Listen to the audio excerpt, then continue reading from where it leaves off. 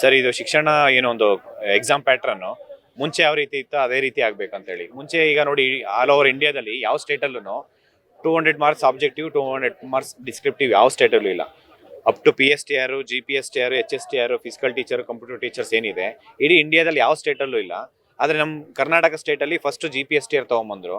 ಆ GPSTR ಮಾದರಿ ಥರನೇ ಎಲ್ಲ, ಅಂದರೆ PSTR, ಹೈಸ್ಕೂಲ್ದು ಮತ್ತು HSTR, ಫಿಸಿಕಲ್ ಟೀಚರು ಮತ್ತು ಕಂಪ್ಯೂಟರ್ ಟೀಚರ್ಸ್ ಎಲ್ಲದಕ್ಕೂ ಸೇಮ್ ಪ್ಯಾಟ್ರನ್ ಇಡ್ತಿದ್ದಾರೆ. ಸ್ಪೆಷಲ್ ರಿಕ್ರೂಟ್ಮೆಂಟ್ ರೂಲಲ್ಲಿ ಈ ಒಂದು ಏನು ಎಕ್ಸಾಮ್ ಪ್ಯಾಟ್ರನ್ನು ಬರೀ 200 ಮಾರ್ಕ್ಸ್ ಅಷ್ಟೇ ಇರಬೇಕು ಆಬ್ಜೆಕ್ಟಿವ್. ಇವ್ರು ಈ ಥರ ಇದು ಈ ರೀತಿ ಡಿಸ್ಕ್ರಿಪ್ಟಿವ್ ಇರ್ತೀವಿ ಅಂತಂದರೆ 200 ಮಾರ್ಕ್ಸು ಒಂದು ವರ್ಷ ಮುಂಚೆನೇ ಹೇಳ್ಬೋದಾಯಿತು ಸ್ಟೂಡೆಂಟ್ಸ್ಗೆ. ಇವರೆಲ್ಲ ಬೇರೆ ಬೇರೆ ಪ್ಯಾಟ್ರನ್ ಓದ್ಕೊಂಡ್ಬಂದಿರ್ತಾರೆ. ಈಗ ಸಡನ್ನಾಗಿ ಚೇಂಜ್ ಮಾಡ್ತೀವಿ ಅಂತಂದರೆ ಹೆಂಗೆ ಪಾಸ್ ಆಗೋಗುತ್ತೆ? ಇವ್ರು ಯಾರಿಗೋಸ್ಕರ ಎಕ್ಸಾಮ್ ಮಾಡ್ತಾರೆ ಫಸ್ಟ್ ಅರ್ಥ ಮಾಡ್ಕೊಬೇಕು. ಅದೊಂದೇ ಅಲ್ಲ ಸರ್, ಮತ್ತು BCom ಅವ್ರಿಗೆ TETಗೆ ಅವಕಾಶ ಮಾಡಿಕೊಟ್ಟಿದ್ದಾರೆ, B.Edಗೆ ಅವಕಾಶ ಮಾಡಿಕೊಟ್ಟಿದ್ದಾರೆ. ಅದಾದ್ಮೇಲೆ CETಗೆ ಅವಕಾಶ ಮಾಡಿಕೊಡಿ ಅಂತ ಕೋರ್ಟ್ ಆರ್ಡರ್ ಕೂಡ ಇದೆ. ಅದನ್ನ ಇವರು ಅವಕಾಶ ಮಾಡಿಕೊಡ್ತಾ ಇಲ್ಲ. ಅದಾದ್ಮೇಲೆ ಪ್ರೈಮರಿ ಸ್ಕೂಲ್ ಟೀಚರ್ಸ್ದು ಕಲ್ಯಾಣ ಕರ್ನಾಟಕದ ಇರ್ಬೋದು, ನಾನ್ ಕಲ್ಯಾಣ ಕರ್ನಾಟಕದ ಇರ್ಬೋದು, ನಂಬರ್ ಆಫ್ ಪೋಸ್ಟೇ ಇಲ್ಲ. ಅದರಲ್ಲಿ ಬರೀ 28 ಪೋಸ್ಟ್ ಇತ್ತು 4424 ಪೋಸ್ಟಲ್ಲಿ.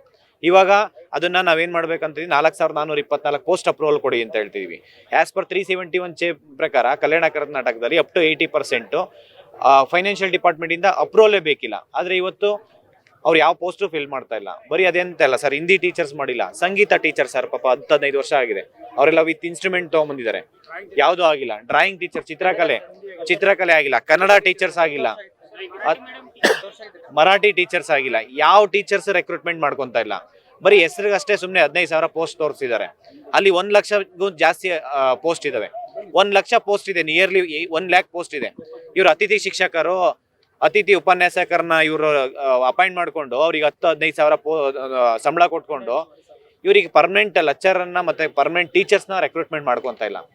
ಸರ್ಕಾರ ಇದನ್ನ ಖಂಡಿಸಿ ನಾವು ಹೋರಾಟ ಮಾಡ್ತಾ ಇರೋಂಥ ಸರ್. ಬರೀ ಇದಂತೆ ಅಂದಲ್ಲ, ಫಾರೆಸ್ಟ್ ಡಿಪಾರ್ಟ್ಮೆಂಟ್ ಅಲ್ಲಿ ಕೋವಿಡ್ ಟೈಮಲ್ಲಿ ಸುಮಾರು 1 ಲಕ್ಷ ಜನಕ್ಕೂ ಜಾಸ್ತಿ ಜನ ಇದ್ದಾರೆ. 98, 99, 100% ತೊಗೊಂಡಿರೋರು. ವಿಲೇಜ್ ಅಕೌಂಟೆಂಟ್ ಮೊದಲು ಪರ್ಸೆಂಟೇಜ್ ಮೇಲೆ ತೊಗೊತಾ ಇದ್ರು. BMTC conductor driver, KSRTC conductor driver percentage ಮೇಲೆ ತೊಗೊತಾ ಇದ್ರು. ಇವತ್ತು ನಾವು ಅದನ್ನು ಏನು ಡಿಮ್ಯಾಂಡ್ ಮಾಡ್ತಾ ಇದೀವಿ ಅಂದರೆ, ಎಕ್ಸಾಮ್ಸ್ ರೆಕ್ರೂಟ್ಮೆಂಟ್ ಮಾಡಿ 750 ಪೋಸ್ಟ್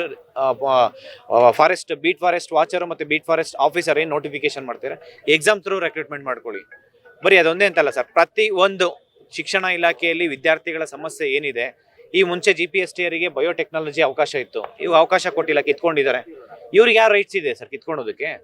ಸ್ಟೂಡೆಂಟ್ಸಿಗೆ ಅವಕಾಶ ಕೇಳ್ತಾ ಇರೋದು. ಇವತ್ತು ಅವಕಾಶ ಕೇಳೋದಕ್ಕೆ ಇವತ್ತು ಪ್ರತಿಭಟನೆ ಮಾಡೋಂಥ ಪರಿಸ್ಥಿತಿಗೆ ಬಂದಿದೆ. ನೋಡಿ ಡೆಮೋಕ್ರಸಿ ಯಾವ ರೀತಿ ಇದೆ, ನಮ್ಮ ಕರ್ನಾಟಕದಲ್ಲಿ ಶಿಕ್ಷಣ ವ್ಯವಸ್ಥೆ ಯಾವ ರೀತಿ ಇದೆ. ಮತ್ತೆ ಇದಷ್ಟೇ ಅಲ್ಲ ಸರ್, KPSCಯಲ್ಲಿ ಇಷ್ಟು ಭ್ರಷ್ಟಾಚಾರ ಆಗ್ತಿದೆ. ಸರ್ಕಾರ ಏನು ಕ್ರಮ ತಗೊಂಡಿದೆ? ಏನೂ ಕ್ರಮ ತಗೊಂಡಿಲ್ಲ. ನಾವು ಒಂದು 3 ಡೇಸ್ ಗಡುವು ಕೊಡ್ತೀವಿ ಸರ್. ಸರ್ಕಾರ ಇದನ್ನೆಲ್ಲ ಸರಿಪಡಿಸಿಲ್ಲ ಅಂತಂದ್ರೆ ಇಡೀ ರಾಜ್ಯಾದ್ಯಂತ ಹೋರಾಟ ಮಾಡ್ತೀವಿ. ಯಾವುದೇ ಕಾರಣಕ್ಕೂ ಇಲ್ಲಿಗೆ ಬಿಡಲ್ಲ ನಾವು ಸರ್. ವಿದ್ಯಾರ್ಥಿಗಳ ಪರಿಸ್ಥಿತಿ ಇವತ್ತು ನೋಡಿ sir, day by day school ಮುಚ್ತಾ ಇದ್ದಾರೆ. ಇವತ್ತು ಎಷ್ಟೋ ಸ್ಕೂಲಲ್ಲಿ ಇವತ್ತು ಟೀಚರ್ಸ್ ಇಲ್ಲ. ಸುಮಾರು ಸಾವಿರಾರು ಸ್ಕೂಲಲ್ಲಿ ಬರೀ ಒಂದೊಂದು ಟೀಚರ್ಸ್ ಇದ್ದಾರೆ. ಒಂದೊಂದು ಟೀಚರ್ಸು, ಅದು ಯಾರು? ಗೆಸ್ಟ್ ಟೀಚರ್ಸ್ ಇಟ್ಕೊಂಡು ಇವರು ಸರ್ಕಾರ ಅಂದ್ರೆ ಎಜುಕೇಶನ್ ಸಿಸ್ಟಮ್ ನಡೆಸ್ತಾ ಇದ್ದಾರೆ. ಅದೇ ಪ್ರೈವೇಟ್ ಯಾಕೆ ಇವರು ಈ ತರ ಶಿಕ್ಷಣ ವ್ಯವಸ್ಥೆ ಹಾಳು ಮಾಡ್ತಿದ್ದಾರೆ ಅಂತಂದ್ರೆ, ಬಿಕಾಸ್ ಆಫ್ ಸ್ಕೂಲು ಕಾಲೇಜಸ್ ಎಲ್ಲ MLA ಮಿನಿಸ್ಟರ್ಸ್ ಇದಾವೆ. ಇವತ್ತು ನೋಡಿ ಸರ್, ಇವತ್ತು ಕರ್ನಾಟಕದಲ್ಲಿ ಪೂರ್ತಿ MLA ಮಿನಿಸ್ಟರ್ಸ್ ಇದಾವೆ.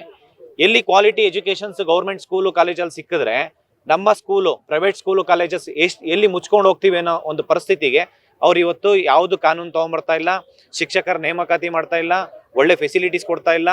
ಇವತ್ತು ನೋಡಿ, ಬಾಳೆಹಣ್ಣಲ್ಲಿ ಸ್ಕ್ಯಾಮ್ ಮಾಡ್ತಿದ್ದಾರೆ, ಭ್ರಷ್ಟಾಚಾರ ಇದೆ, ಮೊಟ್ಟೆಯಲ್ಲಿ ಭ್ರಷ್ಟಾಚಾರ, ತರಕಾರಿಯಲ್ಲಿ ಭ್ರಷ್ಟಾಚಾರ, ಅವ್ರು ಕೊಡೋಂಥ ಶೂ ಸಾಕ್ಸಲ್ಲಿ ಭ್ರಷ್ಟಾಚಾರ. ಇಡೀ ಕರ್ನಾಟಕದಲ್ಲಿ ಸರ್ ಸ್ಕೂಲಲ್ಲಿ ಸಾವಿರಾರು ಕೋಟಿ ಭ್ರಷ್ಟಾಚಾರ ಆಗ್ತಾ ಇದೆ ಶಿಕ್ಷಣ ವ್ಯವಸ್ಥೆಯಲ್ಲಿ. ಅದ್ರ ಬಗ್ಗೆ ಇವ್ರು ಗಮನ ಕೊಡ್ತಾ ಇಲ್ಲ, ಅದ್ರ ಬಗ್ಗೆ ಕ್ರಮ ತಗೊಂತಾ ಇಲ್ಲ ಸರ್ಕಾರ. ಇದನ್ನ ತುಂಬಾ ಗಂಭೀರವಾಗಿ ತಗೊಬೇಕು. ವಿದ್ಯಾರ್ಥಿಗಳ ಆಸ್ಪಿರೆಂಟ್ ಏನಿದ್ದಾರೆ, ವರ್ಷಾನುಗಟ್ಲೆಯಿಂದ ಸುಮಾರು 5 ವರ್ಷ, 10 ವರ್ಷ, 20 ವರ್ಷದಿಂದ ಓದ್ತಾ ಇದ್ದಾರೆ. ದೈಹಿಕ ಶಿಕ್ಷಕರು ಸರ್ 18 ವರ್ಷ ಆಗಿದೆ ರಿಕ್ರೂಟ್ಮೆಂಟ್ ಆಗಿ. 18 ವರ್ಷದಿಂದ ದೈಹಿಕ ಶಿಕ್ಷಕರು ಇಲ್ದಿರಾ ಇವತ್ತು ಸ್ಕೂಲ್ ನಡೆಸ್ತಾ ಇದ್ದಾರೆ ಅಂತಂದ್ರೆ ಯೋಚನೆ ಮಾಡಿ ಶಿಕ್ಷಣ ವ್ಯವಸ್ಥೆ ಯಾವ ರೀತಿ ಇದೆ ಅಂತ ಹೇಳಿ. ಇದನ್ನ ಸರ್ಕಾರ ಈ ಕೂಡಲೇ ನಮ್ಮ ಮನವಿ ಏನಿದೆ, ನಮ್ಮ ಬೇಡಿಕೆಗಳೇನಿದಾವೆ ಅದನ್ನ ಈಡೇರಿಸಬೇಕು ಅಂತ ಹೇಳ್ಬಿಟ್ಟು ಈ ಮುಖಾಂತರ ಕೇಳ್ಕೊಂತೀವಿ.